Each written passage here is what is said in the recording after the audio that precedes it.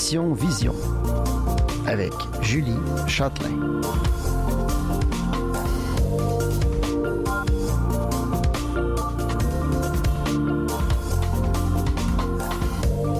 Bonjour tout le monde, ici Julie Châtelain. Je suis très contente. Je vous retrouve encore pour une autre belle émission de Mission Vision. Aujourd'hui, au niveau de l'handicap visuel, on va rencontrer un papa et sa fille. Le papa, Gilles Ouellette, en situation de handicap visuel. Sa fille, elle n'a pas d'handicap visuel, mais elle a connu son papa depuis qu'elle est née. Son papa a un handicap visuel, donc on va pouvoir en jaser durant toute l'émission parce qu'on va aussi parler des hiboux de Montréal parce que Gilles Ouellette en est le président et il y a un événement qui s'en vient, donc il va venir nous en parler.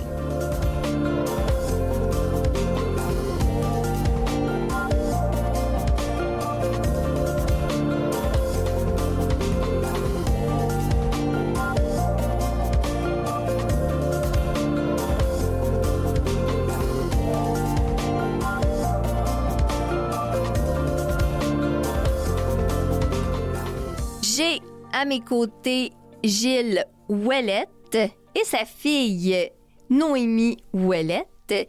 Gilles, président du club Les Hiboux de Montréal, l'équipe de hockey sonore. Donc, plusieurs te connaissent déjà, n'est-ce pas? Oui, je pense que oui. Certaines personnes me connaissent. Oui.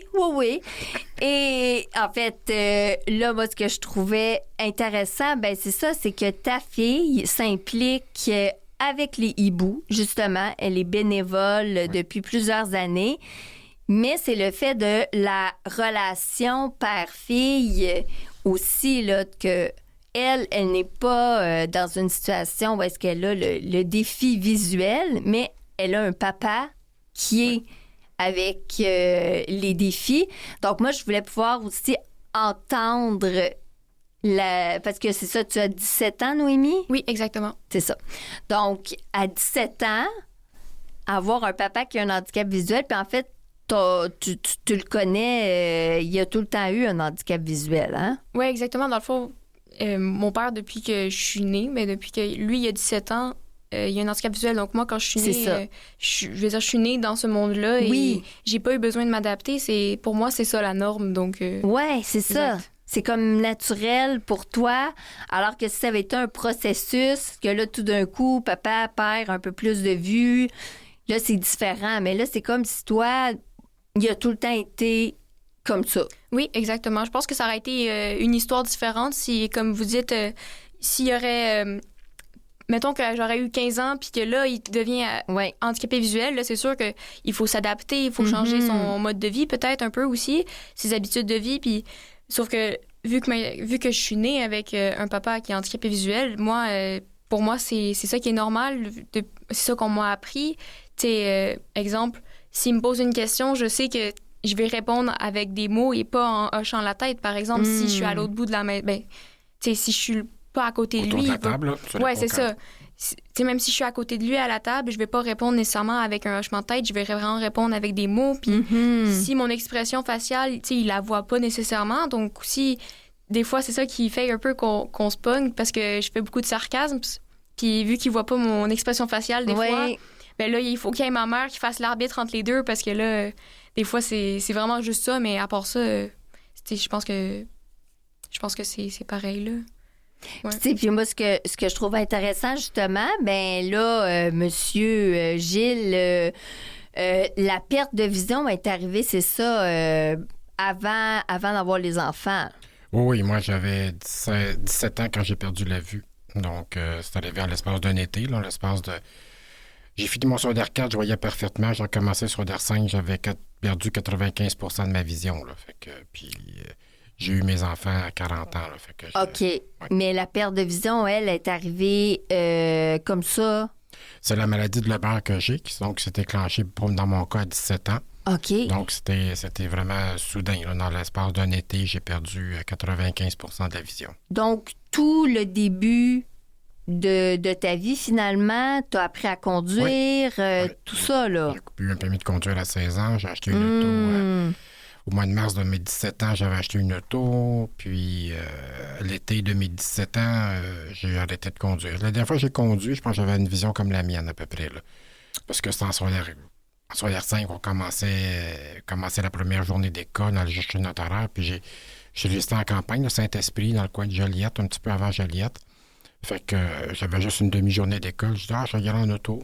Puis quand j'arrivais à l'école, c'est là que je me suis rendu compte que je n'étais pas capable de lire l'horaire qu'on me remettait. C'est là que j'ai commencé un petit peu à paniquer. T'sais. De même, là. Ouais, ben, tu sais. Le matin, tu vois, mais. Ben, je me rendais pas compte. Je suis probablement que, tu sais, comme c'est arrivé progressivement, puis comme si j'ai perdu la vision centrale, tu sais, je trouvais que j'avais de la misère à faire le focus pour faire certaines lectures, mais c'était comme pas. C'était pas dramatique. T'sais, l'été, tu lis moins. Je travaillais, j'avais une job d'été. J'étais plongeur dans un restaurant le soir, puis le jour, je faisais du peintre en bâtiment. Puis bon, le mur était gris, je le peinturais jaune, fait que c'était assez contrastant, je m'en rendais pas tant compte, puis l'adaptation s'est faite vraiment automatiquement, tu sais, fait que c'est quand j'arrivais en secondaire 5 la première journée que là, j'avais de quoi aller, puis que là, j'étais pas capable de faire le focus pour lire, que là, ça frappait en pleine face. Là. Puis à ce moment-là, cette maladie-là, est-ce que c'est quelque chose qui est génétique, héréditaire? Oui, c'est quelque chose qui est génétique, c'est la maladie de Leber, donc c'est génétique, c'est transmis par la mère, puis généralement, c'est les garçons qui subissent la maladie. Okay. Mais je ne suis pas supposé de la transmettre, mais c'est les garçons, les hommes subissent la maladie, peuvent la développer, mais elle est transmise par la mère. Fait que j'avais un de mes oncles qui, lui, ça l'a déclenché à 35 ans, qui travaillait déjà, qui avait sa vie d'avancée, mais à l'époque, dans les années 70, quand c'est lui est arrivé, il pensait que lui était laveur dans une buanderie dans l'hôpital Saint-Luc à l'époque, là, qui est le nouveau CHUM aujourd'hui. Mm-hmm. Il travaillait dans la buanderie, puis c'était des gros produits chimiques pour la vie, les draps contaminés, puis tout ça. Fait que le médecin avait comme évalué que c'était probablement les vapeurs chimiques qui avaient attaqué ses nerfs. Fait que, donc, on n'a pas pensé que ça pouvait être héréditaire dans la famille. Là. Ah ouais, OK. Puis moi, c'est arrivé comme 10 ans, 15 ans plus tard. Fait que là... C'est là qu'on a trouvé que c'était héréditaire. Donc, ça veut dire que dans ta famille, il y a uniquement ton oncle qui a un handicap visuel. Exact.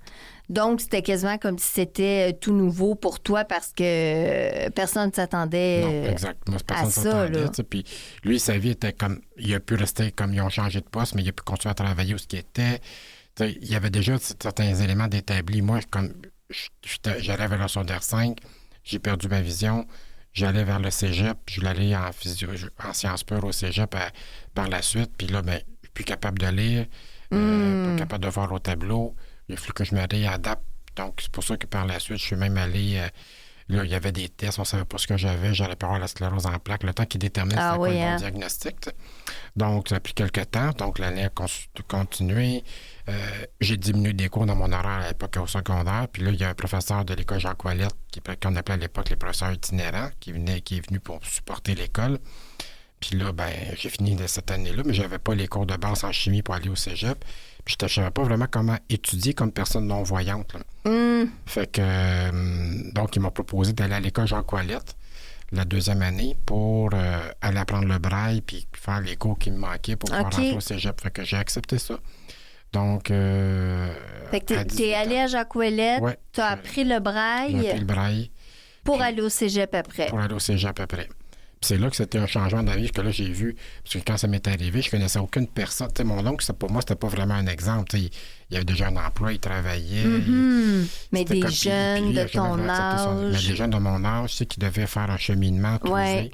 C'est là que c'était quand j'étais allé à Jacques Ouellette, parce que j'ai vu des professeurs qui étaient à l'époque à Jacques Ouellette, qui étaient non-voyants, qui avaient... mon professeur qui m'enseignait le braille, lui, il était parti à 18-20 ans en France pour étudier la musique. Donc, il est parti en France en voyant pas, puis là, lui, là, je parle des années 58, 60, 62, peut-être, là, dans ces années-là, le soir, bien, il écrivait en braille ses partitions de musique, puis le jour où il allait à l'école pour non-voyants apprendre la musique, là-bas, fait que, tu sais, là, je dis, oh, mais attends une minute, puis là, j'ai vu ma professeure de mathématiques, elle avait un conjoint non-voyant, son conjoint était accordeur de piano, mais il était propriétaire d'un quadruplex. sais, des gens qui ont réussi, qui, malgré un handicap visuel, ont cheminé dans la vie, tu sais. Fait que j'ai fait, ça me donne des exemples, tu sais. Donc, moi aussi... Comme des exemples positifs. Oui, exact, tu sais. De dire je pense que c'est ça qui est important possible. quand tu deviens handicapé visuel, c'est d'avoir des exemples, tu sais. Puis donc, de là, j'ai fait, ça m'a donné le goût, puis là, par la suite... Et là, je suis retourné la 2e année, j'ai appris le braille, j'ai fait le cours de mathématiques, il me manquait chimie 5, physique aussi. Donc, je lui ai demandé de retourner une 2e année, mais l'école Jean-Collet ne peut pas m'offrir parce que c'était pas beaucoup de personnes. Fait que le jour, ils m'ont accepté, mais il a fallu que j'aille le soir au cours à Gérard Filion, au cours de soir, faire les cours de chimie physique avec les voyants. Donc, c'était ma réintégration avec les personnes voyantes. Donc, le jour, j'allais à l'école Jean-Colette, puis le soir, à l'école des adultes, avec les voyants, faire le cours de chimie et de physique. Et à ce moment-là, qu'est-ce que tu voulais faire? Est-ce que tu le savais? J'avais des idées, mais peut-être je pensais aller vers la physiothérapie. Ah, OK. Je pensais, parce que je me rends sur un métier que tu peux toucher, tu peux faire ton physiothérapie. Fait que je pensais aller en physiothérapie. Puis là, à coup, j'ai fait mes 2 années de sciences pures au cégep, sciences de la santé.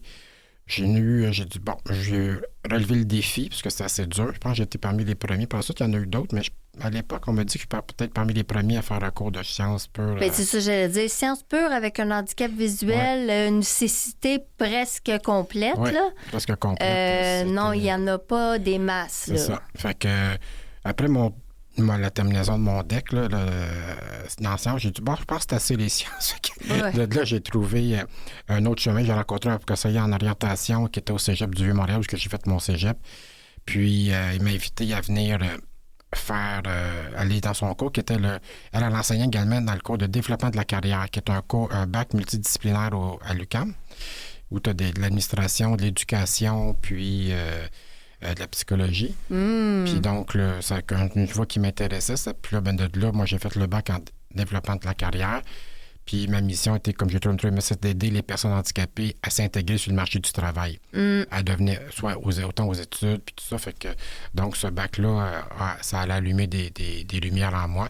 Puis c'est là-dessus que je me suis dirigé. J'ai fait le bac universitaire en développement de la carrière. Donc, pour venir finalement soutenir ces étudiants-là, on se retrouve des fois qu'ils vont focusser pendant le temps que sont à l'école, mais quand l'école est finie, après, c'est comme si là, ils se retrouvent encore lancés dans la jungle. Oui, c'est ça. Et là, ça veut dire que là, toi, tu as fait ça. J'ai fait le bac en développement de la carrière, puis à la fin, il y a un stage. Puis j'ai fait mon stage au CMO Montérégie sur la Rive-Sud. Puis l'endettement, il y avait une pleine effervescence. Puis c'était à l'époque où les centres d'appel au Québec étaient en pleine effervescence. Donc, le directeur m'a dit, Jules, si tu développes un programme pour former des agents en service à la clientèle pour personnes handicapées, on va déposer la demande à Emploi Québec. Puis si on obtient la subvention, c'est toi qui vas être le coordonnateur du projet. Wow! Fait que j'ai écrit le syllabus du programme qu'on pouvait faire, qui devait tenir à une 15aine de pages. On l'a déposé à Emploi Québec. On a obtenu la subvention pour faire le programme. Fait que j'ai développé le programme au complet qui était d'une durée de 40 semaines, où il y avait 33 semaines de cours puis 7 semaines de stage. Puis, donc, je coordonnais un groupe de 10 personnes handicapées visuelles à devenir agents en service à la clientèle pour aller vers les centres d'appel ou tout type de service à la clientèle téléphonique. Puis, donc, après ça, je les intégrais en stage, en emploi, l'aider à faire les emplois, faire la LCV. Je coordonnais les professeurs. Il y avait dans ce programme-là, il y avait des cours de français, de vocabulaire, de diction, de mathématiques, d'anglais, d'informatique. Donc, toutes les habiletés nécessaires pour être un bon agent d'appel téléphonique. Puis, coordonner ça. Puis de là, ça s'est fait. Je restais là pendant 4-5 ans. Puis de là, il est arrivé une opportunité pour aller à l'Université du Québec dans un emploi de conseiller à l'intégration pour aider les personnes handicapées qui intègrent l'université afin de mettre des adaptations, des accompagnements en place pour pouvoir qu'ils puissent réussir leur cours. Donc, c'est un peu la même chose que j'avais faite au niveau de la coordination d'un programme de formation pour handicapés, mais là, au sein de l'université afin qu'ils puissent cheminer au sein de l'université avec leur cours et avec leur handicap en fonction de cet élément-là. Donc, c'est ce que tu fais encore présentement? Depuis un an, je suis plus au niveau des étudiants en situation de handicap. Je suis au vice-rectorat à la recherche, communication et diffusion dans un mandat d'accessibilité. Là, je suis plus au niveau du vice-rectorat. Là. Oui. Donc, c'est un peu... Tu connais-tu un peu la structure oui. universitaire? Donc, il y a le vice-recteur à la recherche. Puis là, il y a eu une opportunité d'arriver vers ce rectorat-là qui, eux, voulaient avoir une personne pour s'occuper de l'accessibilité de la recherche, l'accessibilité de l'université. Mm-hmm. Donc, moi, ce défi-là m'intéressait. Donc, de là, je suis allé vers ça. Donc, depuis 1 an, je suis au vice-rectorat de la recherche, communication et diffusion au niveau de l'accessibilité, de la recherche, de l'infrastructure, des laboratoires de recherche, des choses comme ça. Mon Dieu, c'est vraiment inspirant. Bien, merci. Toi, Noémie, quand t'entends ton papa là, raconter tout ça, là, je veux dire, toi, c'est ton père, tu le sais, mais parce que, tu sais, quand tu dis, oui, mais moi, il a tout le temps été comme ça, fait que, tu t'es habitué, tu l'as connu avec un handicap visuel et tout ça, mais est-ce que des fois, tu t'arrêtes puis tu fais, wow, tu sais, on s'entend que il aurait pu avoir beaucoup de bâtons dans ses roues, mais que finalement, il y a quelque chose de très inspirant dans le fait que il a avancé, puis il a viré de bord, puis il a changé son... Tu sais, je ferai pas ça, je vais faire ça, puis finalement, regarde où ce qu'il est rendu Oui, pour maintenant. moi, c'est vraiment une grande source d'inspiration, parce que en ce moment, je suis au cégep en technique d'architecture, puis des fois, il y a des moments où je me dis, c'est un peu plus difficile, ou même quand j'étais au secondaire, même chose, des fois, avec j'ai un TDA, fait que puis au secondaire, j'avais peut-être pas tous les accommodements que j'ai maintenant au cégep. Fait que des fois, c'était un peu plus difficile, mais je prenais du recul sur la situation. Puis, tu sais, mon père a tout le temps été là pour m'aider dans mes devoirs. Si j'avais des problèmes ou je stressais pour un examen, il prenait le temps avec moi à la table. On s'assisait, on révisait. Fait que pour moi, dès que je sais qu'il y a un petit truc que je me mets à stresser ou que je me demande si je vais être capable de réaliser ça, je me dis que... Tu sais, comme mon père, il a été capable, il a travaillé très fort pour être où est-ce qu'il en est maintenant. Donc, pour moi, c'est une grande source de motivation. Puis je me dis, si jamais j'ai un problème, je sais qu'il est là pour moi, il va m'aider dans n'importe quelle situation. Puis pour moi, c'est vraiment une grande source de motivation, là, comme je le dis. Là. Je suis très fière. Quand il raconte ce qu'il vient de dire, là, je trouve que ça me rend fière d'avoir un père comme ça. Parce que... en plus, l'histoire qu'il vient de vous raconter, moi, c'est pas la première fois que je l'entends, évidemment, mais quand j'étais au primaire puis au secondaire, j'ai fait plusieurs présentations orales sur mon père parce que j'étais fière puis je voulais que les gens, ils savent un peu plus c'était quoi un handicap visuel. Mm-hmm. Fait que je vous dirais que rendu en 6e année du primaire, mettons que ma cohorte, ils savaient tous c'était quoi un handicap visuel. Là. Toutes les fois qu'on avait un exposé oral libre, je faisais pas mal tout le temps sur l'handicap visuel / mon père. Wow! Ouais. C'est beau, ça! Ouais. C'est toute la cohorte qui est la plus sensibilisée du primaire de sa Rive-Sud à Saint-Hubert.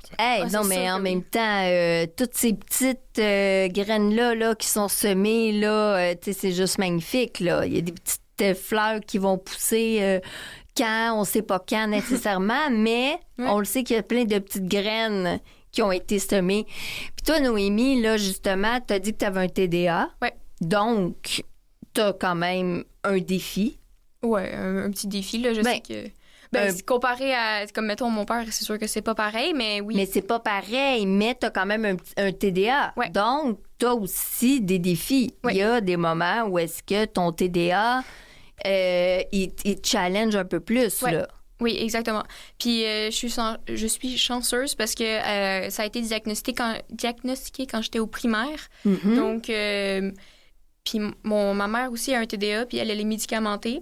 Oui. Moi, jusqu'au début de mon cégep, je n'étais pas médicamentée. Oui, exactement.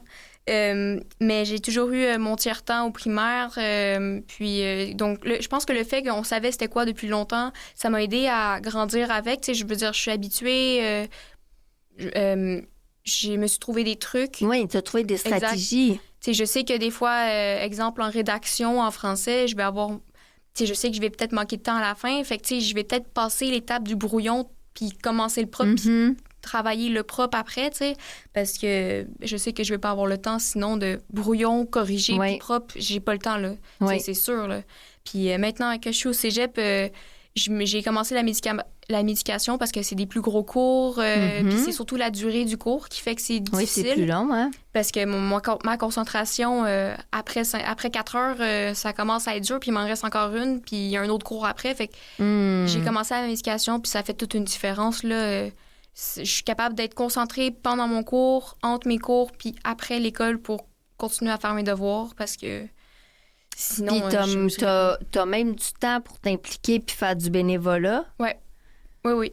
Et ça aussi, là, ça parle quand même de comment tu as naturellement cette sensibilité-là parce que tu fais du bénévolat, oui, avec papa, là, tu sais, dans le club de hockey, mais quand même, tu es avec des personnes en situation de handicap visuel dans un contexte qui n'est pas le tien. Parce que, tu sais, oui, ton père, il a l'handicap visuel, mais là, tu te retrouves tout d'un coup avec plein de monde qui ont un handicap visuel. Qu'est-ce qui t'a donné envie de t'impliquer bénévolement? Parce que tu t'impliques quand même depuis 5 ans, là. Oui, c'est exactement. Ça va être... en fait, c'est ma 5e année. Je commence ma 5e année. Bon, alors ça fait un bout, là. Oui. Bien, je pense que ce qui m'a donné envie... d'être bénévole avec les hiboux. Ben déjà, il faut savoir que depuis que je suis bébé, mon père joue au hibou. Donc, donc c'est... Pendant qu'il jouait, t'étais déjà dans ta coquille à côté de lui, quasiment. Exact. Fait que, mettons qu'il y a certains des hiboux qui m'ont vu toute jeune. Oui. Pour moi, c'est comme ma deuxième famille. Ils t'ont vu grandir. Exactement. Hein? C'est ça, faire tes premiers pas. Presque ça. Noémie est venue en carrosse à l'aréna. Il y a des joueurs actifs actuellement qui l'ont vu bébé. Là, tu sais, comme exemple, Pierre Brisebois. Hugues Leduc. Oui, c'est ça. Martin Dufour, c'est tous des joueurs là, qui ont vu Noémie là, bébé. Là, grandir, là, oui, mais c'est pour ça. Là. Donc, oui, quand tu dis un peu comme une histoire de famille, il y en a qui t'ont vu toute petite, puis là, tranquillement, jusqu'à t'impliquer. Oui. Donc, c'est beau, puis là. Je me rappelle, même quand j'étais plus jeune, tu sais, comme autour de 10 ans, peut-être un peu avant aussi, tu sais, des fois, mettons que ça arrivait qu'il y avait un match exceptionnellement un samedi ou un dimanche, j'allais avec eux, je les accompagnais, puis j'aidais les bénévoles qui étaient là à ce moment-là. Je pense que c'était Léo, puis peut-être Michel, mais... Je sais pas si Michel était là, en tout cas. Ah, Michel! Michel aussi! Dauphinet, oui. Puis, Dauphinet, oui, je le connais, Michel. C'est fait enlever un œil. Ouais. Oui, c'est ça. On parlait beaucoup ensemble. Fait que j'allais là, puis j'aidais à remplir les bouteilles, j'aidais comme je pouvais, puis j'ai toujours eu un intérêt aussi pour les hiboux, puis le hockey en général, j'aime beaucoup ça. Oui. Fait que, tu sais, quand j'étais plus jeune avec ma soeur, ma mère, on les a accompagnés un jour à Toronto, qui est un gros événement de hockey sonore. Puis, un peu plus tard, quand j'étais rendue en secondaire 2, j'ai accompagné mon père, sans ma mère, mon père. Première fois que j'ai été officiellement bénévole pour les hiboux, on va dire. J'étais désignée pour être bénévole avec mon papa et l'aider dans les déplacements, etc., à Toronto. Puis, je pense que à partir de ce moment-là, j'ai jamais arrêté... T'as pogné la piqûre. Oui, j'ai jamais arrêté d'aller au hibou après ça, chaque lundi soir. Donc, depuis secondaire 2, le tournoi à Toronto, en mars, depuis ce moment-là que je suis bénévole au hibou officiellement, puis que j'y retourne à chaque lundi avec le sourire aux lèvres, puis c'est tout un moment que j'attends dans ma semaine. Et qu'est-ce que ça t'apporte de t'impliquer? J'ai toujours eu le plaisir d'aider les gens, de savoir que que je les aide puis que ça leur fait du bien. Tu sais, moi, j'arrive là, j'ai un sourire, je suis... tu sais, même si c'est la fin de la journée, tu sais, moi, je leur donne mon énergie, puis je suis contente, je mets de l'ambiance, je mets de la musique. Tu sais, c'est le fun, c'est une bonne ambiance. Puis je pense que c'est ça, savoir que je les aide. Je sais pas, moi, ça me fait du bien aussi. Donc, puis, c'est quoi qu'on disait tantôt? J'ai complètement oublié. Tu sais, Noémie, comme elle dit, elle met de l'ambiance. Ses amis, ça doit vraiment changer les amis depuis qu'elle est allée, parce qu'elle met de la musique entre les périodes. Quand il y a un but, elle met la sirène, chose qu'on n'avait pas quand elle n'était pas là. OK. Donc, c'est des petits plus, vraiment. Elle va aider les joueurs qui ne trouvent pas, mettons, une pièce d'équipement dans leur sac. Ouais. C'est le petit coup de pouce supplémentaire que on est capable, on est tous autonomes, mais c'est le petit facilitateur, c'est l'huile qui aide les 2 plaques de métal à bien glisser. Oui. Donc, c'est le petit plus qu'elle apporte là, auprès de tout l'ensemble de l'équipe. Elle va toujours être volontaire pour aider un joueur qui cherche quelque chose qu'il ne trouve pas. Puis là, il faut embarquer sa glace, on commence à être stressé, on veut se dépêcher. Donc, quand tu te dépêches, tu vois moins bien. Puis, donc, Noémie va arriver, puis elle est avec son calme, puis elle va arriver, puis elle va trouver, puis hop, regarde, t'as trouvé parfait, vas-y, tu sais. Ah oui, puis, on a eu un événement, là, en terminant de cette saison, on a un joueur qui s'est blessé. Puis oui. Le joueur de l'ambulance était longue à arriver. Oui, je sais, mon ami. Oui, mais il y en a eu. Il y en a eu plus qu'un, sincèrement. Il y en a eu 2 cette année. C'est horrible. En ambulance? Oui, c'est ça. Non, il y en a eu 2, sérieusement, cette année. Ah, OK. Ça fait 40 ans qu'on existe, mais on a eu 2 accidents d'ambulance.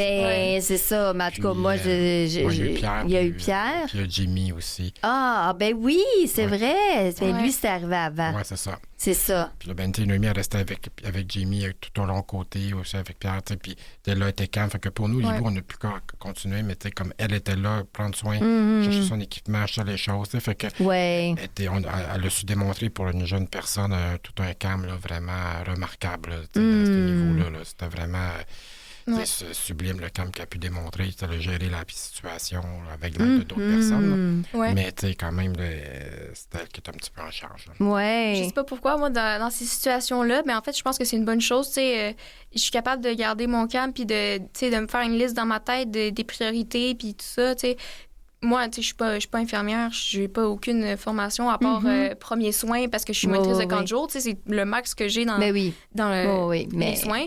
Mais j'étais là à côté de lui jusqu'à temps que l'ambulance arrive. C'était vraiment très, très, très long. Ça a pris à peu près une heure, 2... Non, plus qu'une heure. Sincèrement, je pense que c'était comme 2 heures. Jimmy, c'était 1h15, 1h20, mais Pierre, c'était 1 heure. Puis Pierre était blessé au dos. Là. Jimmy, lui, c'est 3 fractures à la cheville.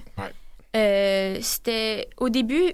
Quand c'est arrivé, il y avait encore l'adrénaline, donc il y avait pas... il y avait mal, mais c'était non, l'adrénaline... On va pas insister sur les blessures, ça invitera pas le monde à venir jouer avec nous. Là. Non, mais... Tout ce que je veux dire, c'est que je trouve que, les joueurs, après le match, quand Jimmy avait...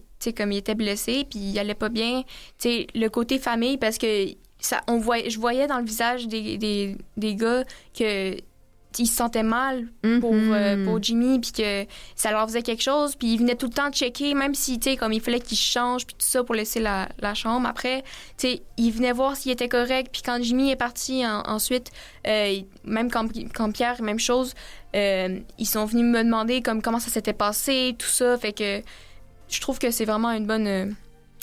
sens de famille, là. Oui, vraiment. Merci Noémie. Merci Pierre. Pierre, on vient tellement de parler de Pierre. Merci Gilles. Pierre pense à moi.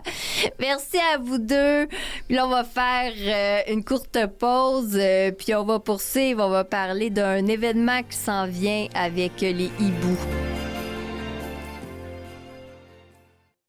Vous écoutez Mission Vision avec Julie Châtelain. Et là, je poursuis avec Noémie et Gilles Ouellette. Et moi, juste avant la pause, mais là, j'ai pas eu le temps de poser la question, mais moi, ça me revenait. Je me disais, ça, je veux absolument qu'on aille là avec Noémie avant de plonger dans ce qui s'en vient avec les hiboux.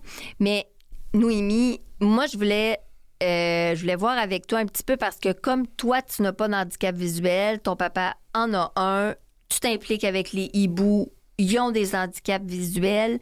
Est-ce que toi, tu as quelque part une peur qui est là, qui existe de perdre la vue? Y a-tu ça qui va des fois venir, une petite pensée qui vient de visiter mais qui repart? Ou pas du tout?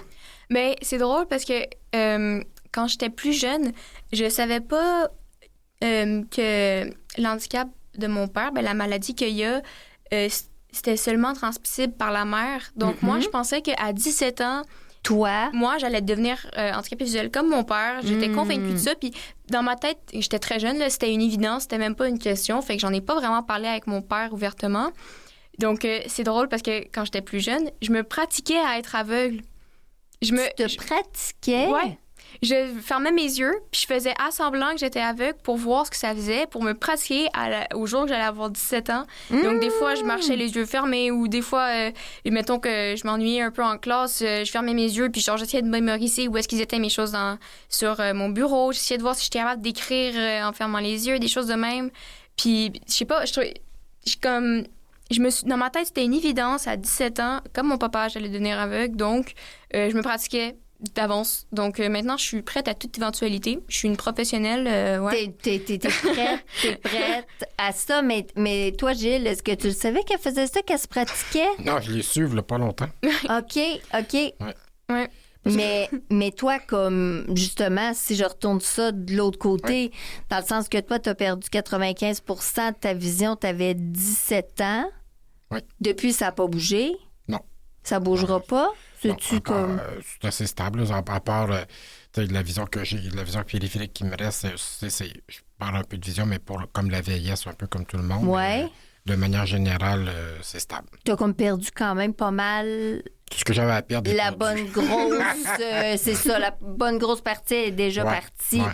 Mais est-ce que justement, quand toi, t'as eu la réflexion de dire que tu voulais des enfants, est-ce qu'il y avait ça aussi, de dire... Il y a un peu cette crainte-là. Oui, c'est sûr qu'il avait quand même la crainte. Même si les médecins disaient non, c'est pas transmissible. Bon, en fin de compte, on a réalisé que ça l'était. Fait que, oui, il y avait un peu cette crainte-là. Là, fait que, tu sais... Mais y a-tu même eu un doute de dire « Oh, je suis pas sûre que je vais avoir des enfants. C'est-tu une bonne idée? Un peu. C'est comme... C'est surtout qu'au départ... comme moi, ma conjointe, on essayait, ça venait pas. Fait qu'on s'est dit, bon, est-ce qu'on force la nature? Est-ce qu'on fait comme... Puis là, c'était plus des questions comme ça, tu sais, comme là, ça va bien, mais on force la nature, puis on a un enfant peut-être qui a un handicap. Puis en fin de compte, Noémie est un bébé surprise. Après 16 ans de mariage, Noémie est arrivée. Puis, c'était pas prévu. C'était pas prévu. On essayait, mais avant ça, on n'essayait plus. On essayait. C'est comme ça, c'est pas comme oui, c'était pas prévu. Oui, c'est ça. C'était voulu, mais pas prévu. C'est ça. Elle était voulu, mais quand on savait pas, là. C'est ça. Puis justement, ta femme, elle y avait-tu aussi ça, tu sais, cette espèce de peur-là de dire... Ma conjointe, c'est une femme assez très ouverte. Je pense pas qu'elle avait... Je pense qu'elle avait moins que moi, tu sais. OK. Peut-être, puis elle dit, pour elle, il n'y a pas de différence. On va l'éduquer, s'il est handicapé, on va l'éduquer comme on doit l'éduquer. Puis elle dit, toi, on te voit, tu es fonctionnel, tu fonctionnes bien, fait que...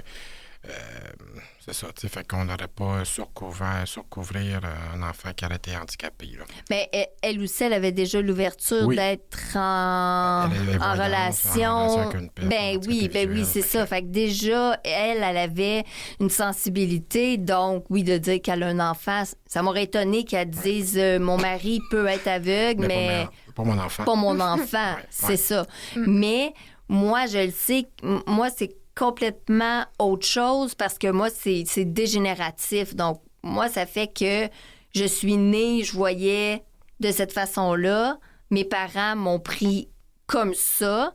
Puis là, après ça, au fil des années, il y a comme des explications qui se sont rajoutées sur ce que j'ai, la complexité.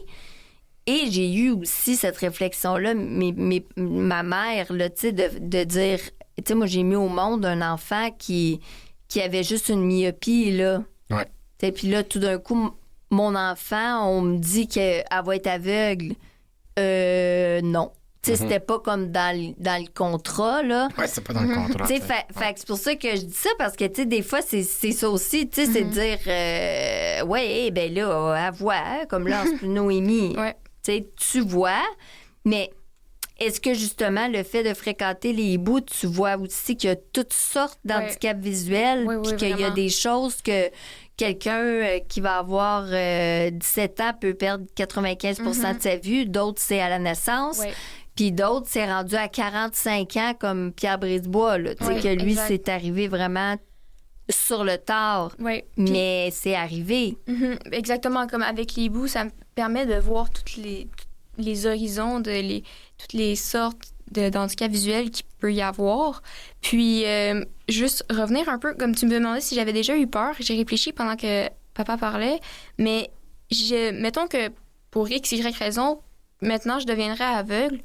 Je pense pas que ça me stresse. Tu sais, c'est sûr, je vais trouver ça un peu dommage. Je vais peut-être trouver ça triste.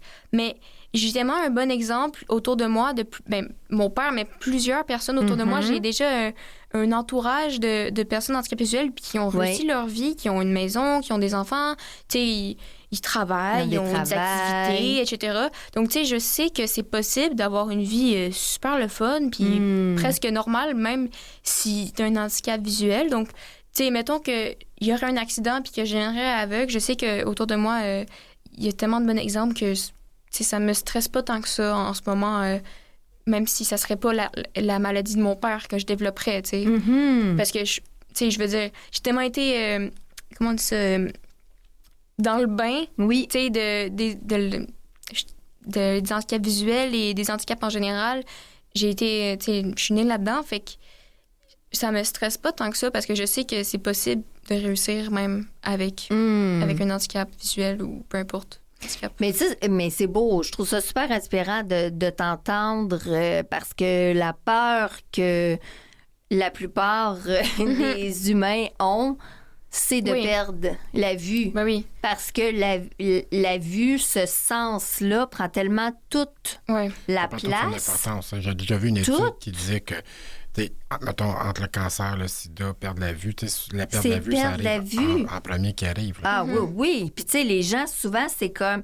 Moi, des fois, tu sais, j'essaie d'aller questionner des personnes qui n'ont pas de handicap visuel puis qui sont pas dans une situation où est-ce que même il y en a autour d'eux, ou tu sais, mais vraiment juste de dire, non, là, attends, là, tu te lèves, tu vois, 5 minutes après, tu essaies de lire quelque chose, tu le vois plus. Comme ça, là, tu sais, ça peut arriver comme ça, là, bang, là. Tu fais quoi?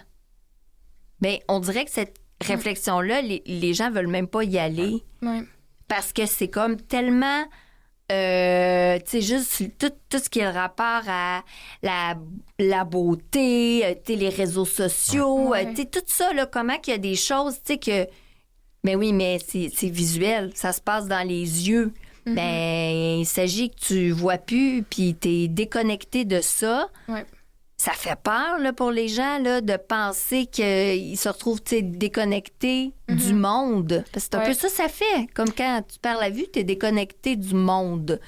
Toi, t'as-tu ça des fois? Cette peur-là? Oui, qui remonte, tu sais, de dire « Hey... Ben c'est sûr que oui, tu sais, je veux dire, je pense que c'est sûr que j'ai une crainte, mais je pense que c'est plus les gens qui vont avoir vraiment très peur de ça, c'est surtout peut-être parce qu'il y a un peu d'inconnu là-dedans, de pas savoir comme c'est quoi les options qu'ils ont après, parce que, tu sais, exemple, moi, quand j'ai commencé à connaître mes amis, quand je suis rentrée au secondaire, par exemple, on me posait plein de questions sur les handicaps visuels parce que pour eux, c'est un monde complètement inconnu. Et ça m'a fait réaliser que, effectivement, pour ceux qui n'ont pas de personnes handicapées dans leur entourage, c'est les questions qu'on m'a posées, je m'attendais vraiment pas à ça. Moi, ça me fait plaisir de répondre aux questions et je vais répondre, comme avec grande ouverture. Puis, comme je suis consciente que les gens n'ont pas tous quelqu'un d'handicapé visuel dans leur vie. Mais je vais donner un exemple. À un moment donné, on m'a demandé, en fait, je vais en donner 2. Comment est-ce que ton père fait pour manger? Comment ton père fait pour s'habiller? Est-ce que tu l'aides à s'habiller? Tu l'aides à se manger, etc.? Ou un jour, on m'a demandé, ça m'a fait rire un peu, comment tu fais pour parler à ton père? Est-ce que tu lui fais des langages des signes? Il mélangeait les handicaps possibles. Et ça m'a fait réaliser que, comme je dis, que pour ceux qui ont pas ces connaissances-là, c'est complètement inconnu, puis ça m'a fait rire un peu sur le coup, mais tu sais, je sais pas, je trouve que c'est... Peut-être qu'il y a des gens qui devraient, tu sais, comme... Je pense que c'est une bonne chose qu'on en parle. Puis, tu sais, moi, j'en parle très souvent à n'importe qui que je croise dans ma vie, là, mais même si je viens de commencer à te connaître, les bouts où mon père va entrer dans la conversation. Ça, ça sera pas long. Ben, tu vois, justement, Gilles, est-ce que tu es capable de manger tout seul? Non, ça va assez bien. Ça va assez bien, hein? Tu sais, pour dire aux gens que finalement, tu te débrouilles, Ouais. t'es capable de manger tout seul et t'as pas besoin d'une bavette. Non seulement ça, mais en plus, c'est un excellent père. Parce qu'on me demande souvent, des fois, comme qu'est-ce que ça fait d'avoir un papa handicapé visuel? Oui. Puis moi, je veux dire, des fois, quand on me pose cette question-là, je sais pas quoi répondre sur le coup parce que ma réponse, c'est OK, mais ça fait quoi d'avoir un papa pas handicapé visuel? Oui, c'est ça. Pour moi, c'est la norme. Pour moi, c'est normal. Puis je veux dire, quand je vois les papas de mes amis, par exemple, je trouve que mon père fait exactement la même job que leur père. Des fois, tu sais, ça arrive, des fois, il fait tout, tu sais, comme que les papas, ils font. Mais différemment. Exactement. Tu sais, il va s'impliquer dans nos études, il s'implique, il s'occupe qu'on fasse bien nos devoirs, il prépare le souper le soir avec ma mère. La fin de semaine, il va préparer un déjeuner, ça, c'est vraiment cool. Chaque fin de semaine, petit déjeuner. Petit déjeuner. Vraiment bien. Ouais, plus un brunch. Avec une poêle.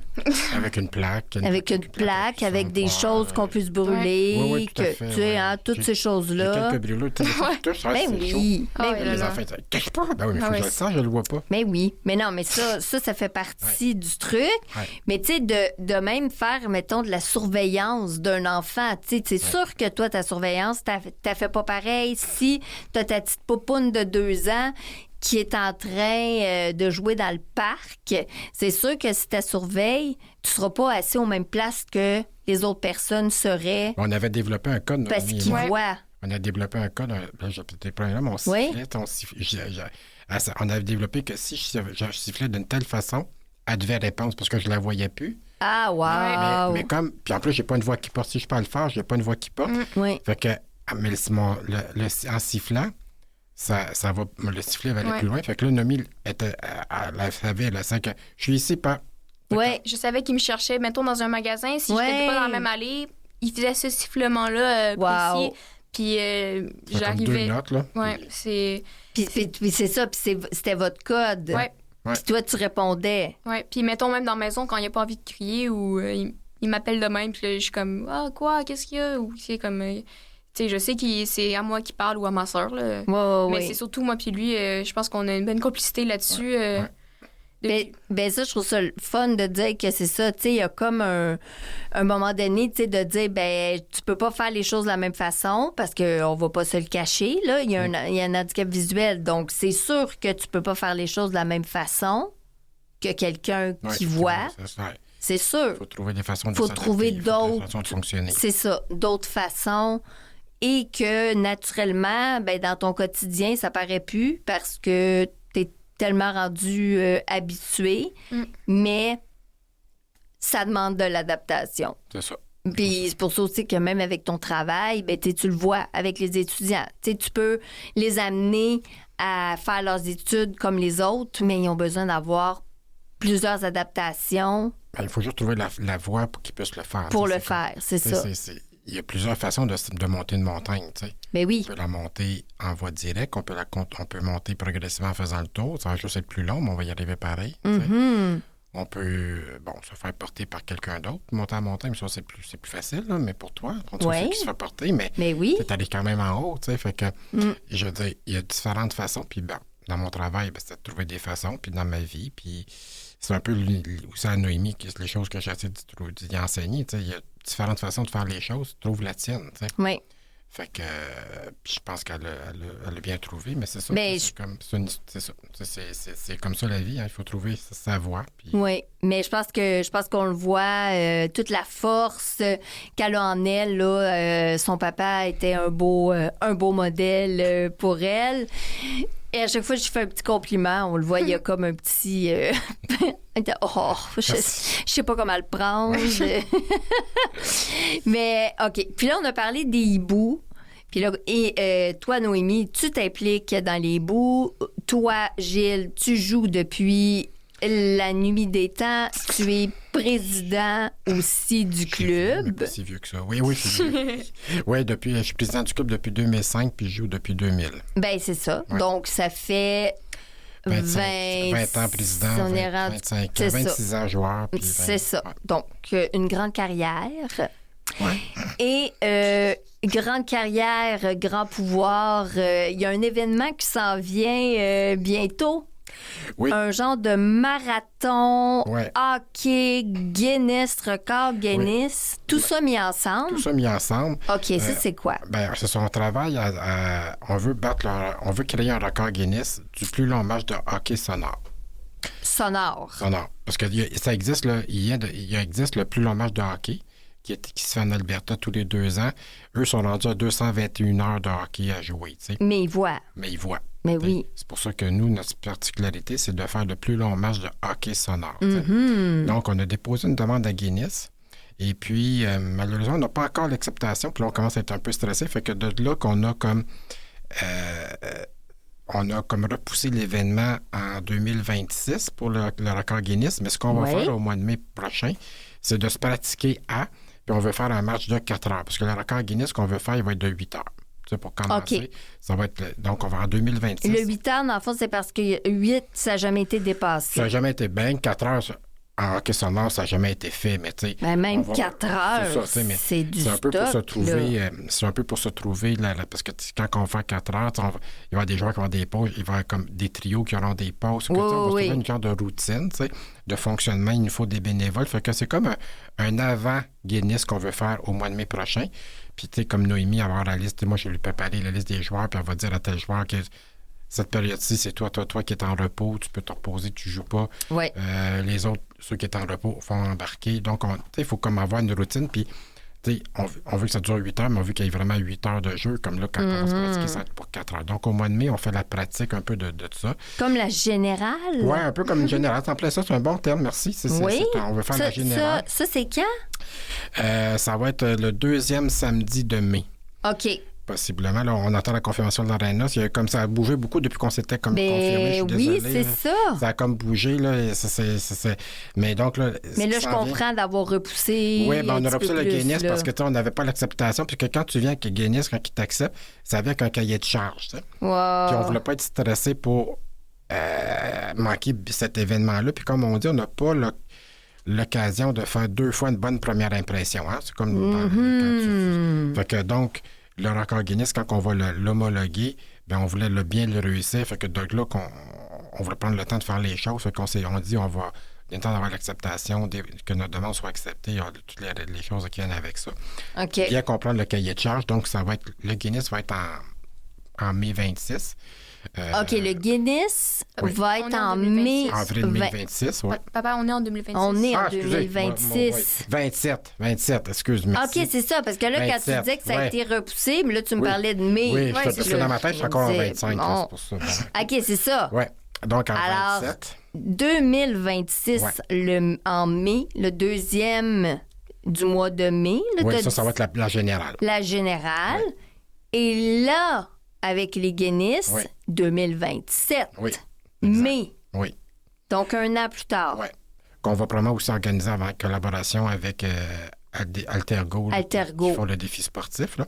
Oui. Donc, Altergo va probablement nous aider à faire le record Guinness au niveau de leur infrastructure des communications. Pour le 2027. Pour le 2027. Mais pour la générale, est-ce que Altergo va être là-dedans? Va nous aider peut-être un peu pour la réservation d'aréna, quelques petites choses comme ça. Mais après, parce que là, bientôt, ça commence leur défi sportif. Oui, c'est pour ça. Donc, mais ça va être après le défi sportif, là, quand nous, on va être notre général, puis ils vont nous aider pour quelques aspects. OK. Donc, mais ce ne sera pas dans le cadre du défi sportif qu'on fait la générale. Tandis que... Le Guinness devrait être dans le cadre du défi sportif. En 2027, là, ça serait vraiment au même moment que le défi Altergo. Oui. Et possiblement, justement, même Altergo va bénéficier de Guinness. Oui, là. Oui. Alors, eux sont emballés aussi de pouvoir nous aider là-dedans, puis de donner de la visibilité au hockey sonore. Puis on espère que ça va donner de la visibilité, parce qu'on veut faire connaître le hockey sonore, on veut faire connaître Altergo. Il y aura des joueurs du Canada qui vont venir au record Guinness, parce que, tu sais, on va probablement... Des joueurs du Canada... Anglais. Est-ce que ça ne sera pas un record? Des joueurs du Canada anglais, hockey sonore. Oui. OK. Oui. Parce que ça a l'air de quoi, le hockey sonore, concrètement? Là tu dis... du côté anglophone, mais ça ressemble un peu à quoi, le monde du hockey sonore? Bien, ça ressemble qu'au Canada, il y a environ entre 350 et 400 joueurs. Justement, la fin de semaine, la fin de semaine du 20, 21 et 22 mars, Oui. 2026. Ça va être le 12e tournoi national de hockey sonore à Toronto. OK. Donc, c'est un grand événement qui existe depuis 12 ans. Puis que les hiboux, avec l'équipe de Toronto puis l'équipe de Vancouver, est un peu les précurseurs de se réunir et de faire cet événement-là. Puis de là, Hockey sonore est né. Il y a un événement, un grand tournoi où les Américains sont là. Il y a des joueurs de l'Angleterre, de l'Islande, de la Finlande qui viennent. Il y a moins de joueurs un peu à travers le monde, mais Canada, États-Unis, là, c'est beaucoup. Canada, comme je te dis, c'est environ 400 joueurs. États-Unis, autour de 600-700, je crois. Je n'ai pas les derniers chiffres. Là. Puis, il y a des joueurs aussi là, à travers le pays. Donc, OK, puis au Québec? Au Québec, les hiboux, c'est le seul club de hockey sonore. Ah, c'est ça? Ouais, au Québec, c'est uniquement les hiboux. C'est les hiboux. Qu'est-ce qui fait que il n'y a pas d'autres cellules qui poussent un peu partout dans le Québec? Bien, il faut la masse critique pour avoir un nombre de joueurs. Parce que, tu sais, jouer au hockey, c'est pas comme une équipe de goalball où tu as 3 joueurs sur le terrain. Oui. Donc, jouer au hockey, il te faut minimalement de 7-8 joueurs par équipe si tu veux jouer. Donc, il te faut une masse critique de personnes handicapées visuelles.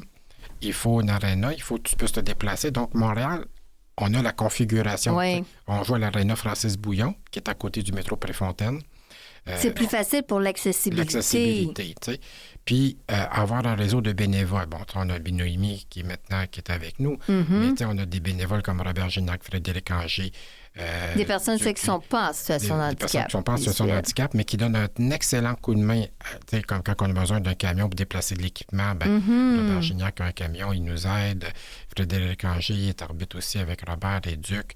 Tu sais, on a des arbitres, on a des gens qui viennent nous aider. Est-ce que vous êtes Donc, on a un grand réseau tout le temps un peu à la recherche de bénévoles? On a toujours besoin de bénévoles. Donc, s'il y a des gens qui nous écoutent et qui pensent qu'ils veulent donner un coup de main, on est toujours prêt à recevoir de l'aide. On est toujours à la recherche de bénévoles, de recherche de nouveaux joueurs. C'est des joueurs autant gars que filles. Oui. Y a-tu des filles? On a déjà eu des filles dans le passé. Mais pas en ce moment. Pas en ce moment. Mais on est ouvert à la joie. Mais il y a des filles voyantes qui sont des fois venues jouer avec nous.